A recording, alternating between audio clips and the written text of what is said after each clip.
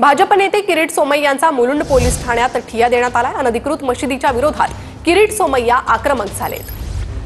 तर किरीट सोमय्यांनी अनधिकृत मशीद त्यासोबतच अनधिकृत भोंग्यांविरोधात हा ठिय्या दिलेला आहे। तर मुलुंड पोलीस ठाण्याबाहेर किरीट सोमय्या यांनी हे आंदोलन केलंय।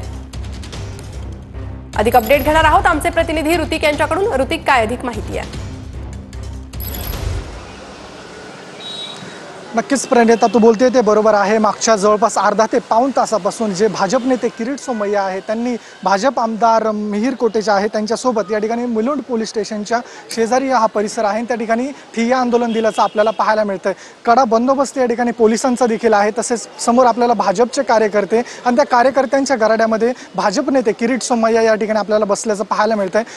पोलीस स्टेशनचा हा परिसर आहे आणि त्या परिसरामध्येच या ठिकाणी जे किरीट सोमय्या आहे त्यांनी ठिय्या दिलेला पाहायला मिळतो। जवळपास मागे प्रत्येक मशिदींना अनधिकृत मशिदींना नोटिसा दिलेल्या होत्या। तसेच त्या परिसरात असलेले जे संदर्भात नोटिसा बजावलेल्या होत्या, मात्र महिला उलटून गेलेला आहे। कालचा अल्टिमेटम होता 17 तारखेचा, मात्र हे जे भोंगे आहेत अनधिकृत तसेच ज्या मशिद्या आहेत त्या कुठेही त्यांच्यावर कार्यवाही झाल्याची पाहायला मिळाली आणि त्यामुळे जे किरीट सोमय्या आहे त्यांनी कुठेतरी आता पोलिसांच्या विरोधातच मोर्चा उघडलेला या माध्यमातून पाहायला मिळतोय। मग 12 वाजेच्या सुमारास किरीट सोमय्या हे या पोलीस स्टेशनच्या आवारामध्ये आल्याचं पाहायला मिळतं। त्यानंतर त्यांनी या ठिकाणी थेट पोलीस स्टेशनच्या समोरच ठिय्या आंदोलन दिलेलं होतं। त्यानंतर पोलिसांनी त्यांना ताब्यात घेत पोलीस स्टेशनच्या शेजारी जो परिसर आहे त्या ठिकाणी त्यांचा ठिय्या आंदोलन करण्यास परवानगी दिलेली आहे। पोलिसांनी किरीट सोमय्या यांची समजूत काढली असून त्यांच्या जे अनधिकृत भोंगे आहेत मशिदी आहेत त्यावरती कारवाई करू असं आश्वासन दिलेलं आहे। त्यानंतर कुठेतरी किरीट सोमय्या आहे ते कुठे कूल डाऊन मूडमध्ये झाल्याचं पाहायला मिळतं आणि ते सर्व